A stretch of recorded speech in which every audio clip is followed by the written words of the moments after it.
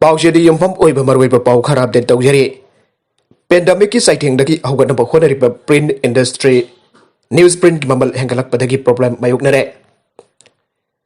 Coronavirus pandemic the business the citing people the Hosaki people that lack number Honavada. Our wearable print publishers sing the housing newsprint Pau number but Segi Mamal Lieutenant Hangalak Bagi problem Mayuknare. COVID-19 pandemic lack Padagi newsprint Kimamal Hokipata home Ashida. Sada kun hengat ki amasung makata na tha asida sada tara amasu hengalakani aina panare kumza lising ani kunda tanda US dollar chahum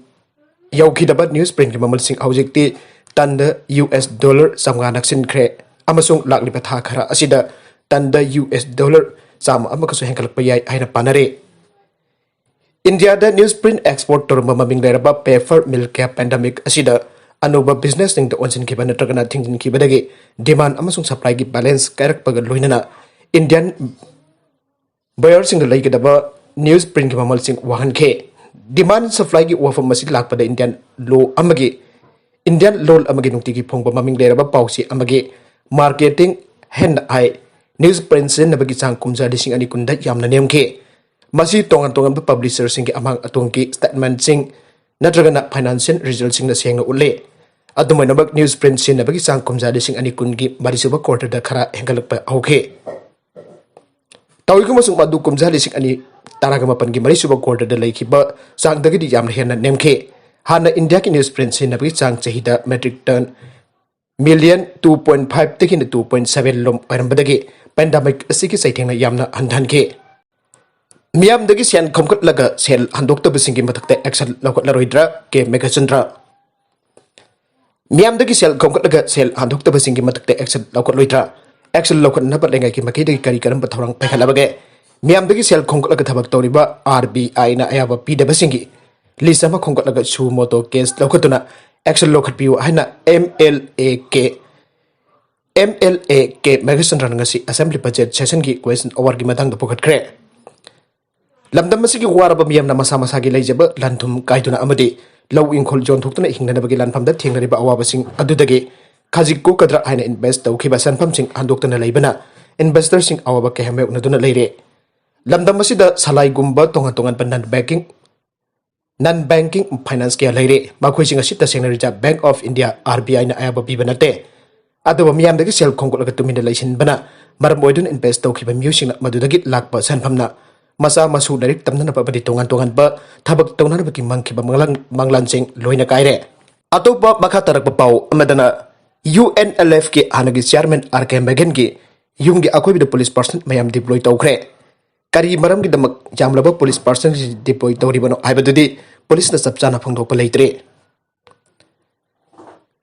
Outlaw Underground Organization United National Liberation Front UNLF ki anagi chairman Rajkumar Magen Elias Sarayama apopalai kitraba Rajkumar Modersia Zitkil Jai School Sanstand Leba Yunge Akoibida Masing Yamlapa Manipur Police ki commando person sing yauna loisanga si ate unit singdagi person ki deploy tawkhre Kari maram ki damak yamlapa police person sing deploy tawri bano habidi di police ki makok thongba official sing na sab chana phangdo palaitre lalaulup amagi ana chairman oramba mahakpo National Investigation Agency NIA ki special court amana Guwahati da wal satraba matungda December taraga taru lising ani tara dagi tongan ba section mahagi makada sahi tara pawbagi conviction biduna jail da thamlaklaba matung mahakbu November 8 lising ani taraga mapanda conviction ki matam suraduna thadora ki badage Manipur police ki maiki dagi mahaki jumgi thongkal jauna akoi bagi mafam si police party amana round D clock street vigil tawdun lakhibane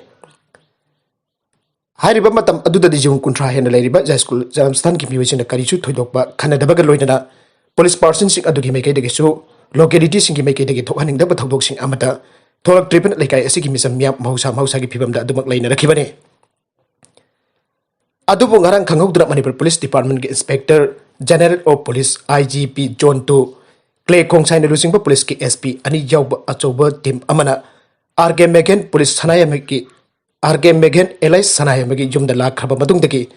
Panthadana Police Department ki traffic control da Sinaba Jot ki barricade ching Puraktuna Mahaki Yumgi Changpham Nokpok Thangba Impal Turen Mapalom Dogi Akoi Basing Amusung Mahaki Jumdagi Gari do Oina Chatok Sin Tawa Yatrabasu ꯐꯥꯎꯗꯣꯛ ꯐꯥꯎꯖꯤꯟ ꯇꯧꯅꯔꯤꯕ ꯈꯣꯡ ꯂꯝꯕꯤꯅ ꯆꯤꯡꯕꯗ ꯊꯝꯕꯒ ꯂꯣꯏꯅꯅ police ꯄꯥꯔꯁꯟꯁꯤꯡ deploy ꯇꯧꯔꯛꯈꯤꯕꯅꯤ ꯍꯥꯏꯔꯦ ꯑꯇꯣꯞꯄ ꯄꯥꯎ ꯑꯃꯗꯅ ꯍꯤꯟꯗꯨ ꯂꯥꯏꯁꯪ ꯈꯨꯗꯛꯇ ꯅꯧꯅ ꯁꯥꯟꯅꯅꯕ ꯄꯥꯀꯤꯁꯇꯥꯟꯒꯤ ꯁꯨꯄ꯭रीम ꯀꯣꯔꯠꯅ ꯈꯪꯍꯟꯈ꯭ꯔꯦ ꯀꯨꯝꯖꯥ 2020ꯒꯤ ꯗꯤꯁꯦꯝꯕꯔꯗ ꯃꯣꯞ ꯑꯃꯅ ꯃꯩ ꯊꯥꯈꯤꯕ ꯍꯤꯟꯗꯨ ꯂꯥꯏꯁꯪ ꯑꯃ ꯈꯨꯗꯛꯇ ꯅꯧꯅ ꯁꯥꯕ ꯍꯧꯅꯅꯕ ꯄꯥꯀꯤꯁꯇꯥꯟꯒꯤ ꯁꯨꯄ꯭रीम ꯀꯣꯔꯠꯅ ꯈꯥꯏꯕꯔ ꯄꯥख्ꯇꯨꯟꯈ꯭ꯋꯥ ꯄ꯭ꯔꯣꯚꯤꯟꯁꯀꯤ ꯒꯚꯔꯟꯃꯦꯟꯠꯅ ꯗꯤꯔꯦꯛꯁꯟ ꯄꯤꯈ꯭ꯔꯦ ꯀꯨꯝꯖꯥ 2020ꯒꯤ ꯗꯤꯁꯦꯝꯕꯔ 30ꯗ ꯂꯥꯛꯁꯤꯟꯕꯗ ꯋꯥꯔꯕ ꯃꯤꯑꯣꯏ ꯀꯥꯡꯕꯨ ꯑꯃꯅ ꯄ꯭ꯔꯣꯚꯤꯟꯁ ꯑꯗꯨꯒꯤ ꯀꯥꯔꯥꯛ ꯗꯤꯁꯇ꯭ꯔꯤꯛꯀꯤ ꯇꯦꯔꯤ ꯑꯦꯔꯤꯌꯥꯗ ꯂꯩꯕ శ్రీ ꯄꯔꯃꯍꯜ जी महाराज की समाधि मई थाखे लाइनिंग लाइसोन की ओइबा पार्टी अमि की लोकल अहलसिंगना लुसिंगखिबा मियोय लिसिंग अमरोमना प्रोटेस्ट क्या पांगथोक्तना लाइसंग अदु लौथोक्ननबा डिमांड तौखिबा मतुंगदा मदुबो मई थाबगी थौदुक अदु थोखिबने लाइसंग अदु इहानना मफम अदुदा कुमजा लिसिंग अमगा चापन कुंदा साखिबने खाइबर पाख्तोनख्वा गवर्नमेंट लाइसंग अदु नौना सारगनी अमसुंग अटैकर्सिंग फारगनी हाइना ममांग थादत ओथोकपा लेखरबने निंगथौकापा नुमिता पांगथोखिबा hearing the chief justice Gulzar Ahmed लुचिंग अपेक्स कोर्ट की जज अदुगे बेंच अदुना प्रोविंशियल गवर्नमेंट लाइसंग अदु मापुंग फाना साबा लोचननबगी टाइमलाइन अमा पिरकनबसु खंगनखे बीजेपी की मियोय फाननबा ऑर्डर तौखिबा आईपीएस ऑफिसर त्रिनामुल यावख्रे नुमित खरनी ममांगदा चंदर नगर पुलिस कमिश्नर ओइना थबक्तगी तोखिबा हुमायून कबीरना west Bengal sub minister Mamata Banerjee की ममांगदा कलनादा पांगथोकबा पार्टी की मिफम अमदा त्रिनामुल कांग्रेस दा यावख्रे मिफम अमदा इरांग हौनरबा कहौबा वगांग गोली मारो हाइबा खोलाउसिंग लाउबगिदमक बीजेपी की वर्कर क्या फाखिबगी मतुंग महकबो मिसंग मखैनाय हाइबगी मरान सिखिबा बीजेपी दा त्रिनामुल की अनोबा रिक्रूट अदुना मतम मखन बतौदना सैखे ममता बनर्जीना बेंगल दा डेवलपमेंट पुरखरे अयाक महकि मखादा थबक तौरखि मियामगिदमक महकना लेबलखिबा फिरेब अदु अयाकना उरखरे मारा अयाकबो पुनिंग थौना पिबिरे मपानदगी संचलकबा पार्टी अमना नागपक ताहननबा संदोक्तना मफम असिदा माइपाकना होनरे अदुबो बेंगल की म्यामना मखोइदा पाखुम पिगने ममता बनर्जीना लेंगा की शक्तिदा अमुक हलखिगनी आइना महकना ngasi मिफम अदुदा हाइके बेंगल की पुवारी ओइरबा सकनाइरबा मियोसिंगी मतंगदा बीजेपी की मखोक थोंगबा लीडरशिप की असोइबा कियागी मतुंगदा ममता बनर्जीना बीजेपी बो मपानदगी लाकपा मितो फाइदुना हन्नन्ना चैखे नागल्ला मरमदा तोगान तोगानबा एटेक सिंग द गवर्नमेंट एम्प्लॉय मरी पुलिस पर्सनल मरी सिरे अफगानिस्तान द लेबाक पुगु नुबिता चथकिबा एटेक क्या द गवर्नमेंट एम्प्लॉय मरी अमसुंग पुलिस पर्सनल मरी सिरे आइना ऑफिशियल सिंह फंगदोखरे एटेक सिंह अदु खुदकी ओइबना कनामदा क्लेम तौरखिदे सिटी पुलिस की चीफ की स्पोक्समैन फरदोस फरहामासना फंगदोखिबदा कैपिटल काबुल द गनमैन सिंहना बाग ई डाउट एरिया द नोंमै कापतुना मिनिस्ट्री फॉर रूरल डेवलपमेंट की एम्प्लॉय मरी आरके थौदोक अदुकी मतंगदा पुलिसता थिजिनबा हौखरे काबुल की अतोप मफम अमदा कार बम अमदा आपा स्टिकी बम अमा पोखाइरखिबदा अतोप गवर्नमेंट एम्प्लॉय अमा सिगे